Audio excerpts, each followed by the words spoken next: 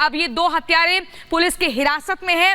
जिस व्यक्ति ने मदद की थी उधम सिंह, उसको भी हिरासत में लिया जा चुका है। इसी के माध्यम से हथियार सप्लाई कराए गए थे। तो कुल मिलाकर कड़ियां लगातार जुड़ती गई, एक बड़ी सफलता पुलिस प्रशासन के समक्ष।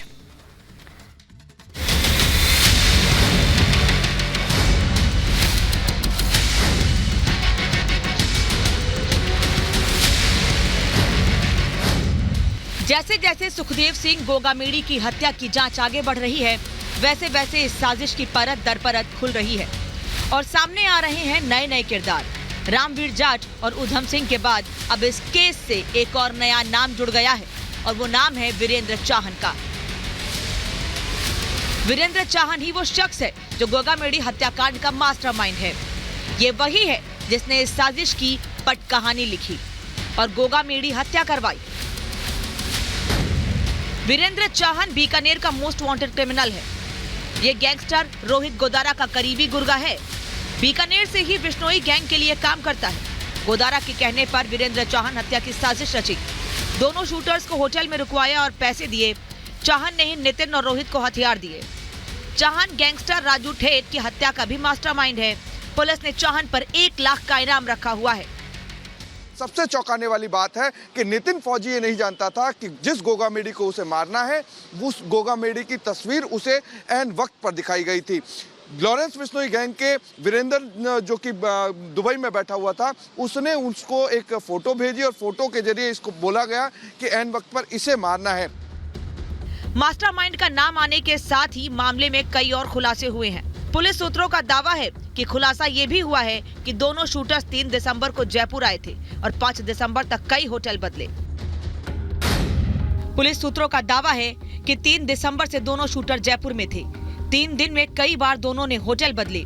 1 दिन पहले दोनों ने फिल्म देखी। वीरेंद्र चाहन ने ही दोनों शूटर से संपर्क किया। नितिन रोहित को गोगामेड़ी की हत्या का टास्क दिया। नितिन को गोगामेड़ी के बारे में जानकारी नहीं थी।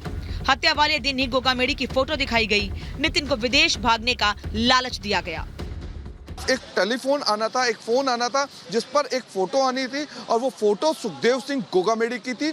उससे पहले नितिन फौजी इस चीज को नहीं जानता था कि इसे मर्डर किसका करना है। इसको सिर्फ ये बताया गया था कि जयपुर में एक बड़ी वारदात को अंजाम देना है, जिसकी एवज में लॉरेंस गैंग जो है वो सिर्फ मदद करती, विदेश भेजती। पुलिस सूत्रों से भी यह खुलासा हुआ है कि रोहित और नितिन को विदेश जाने वाले थे।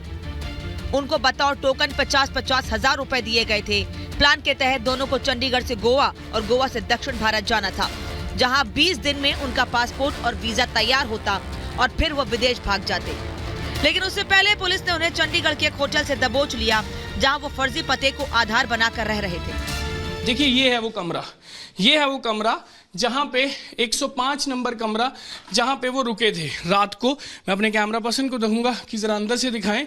ये है वो कमरा जहाँ पर वो रात को रुके थे। यहीं पे रुकने के बाद अभी पहुंचे ही थे, पहुंचने के लगभग आधे घंटे के बीच में पुलिस यहाँ रेड करती है और रेड करने के बाद यहाँ से तीनों को गिरफ्तार करके ले जाती है। गोगामेड़ी की हत्या की जिम्मेदारी बिश्नोई गैंग ने ली है। अब ऐसे में पुलिस के शिकंजे में आए चारों आरोपियों को एक साथ बैठकर पूछताछ होगी और माना जा रहा है कि इस पूछताछ में कई और खुलासे हो सकते हैं। Bureau report, Republic Bharat.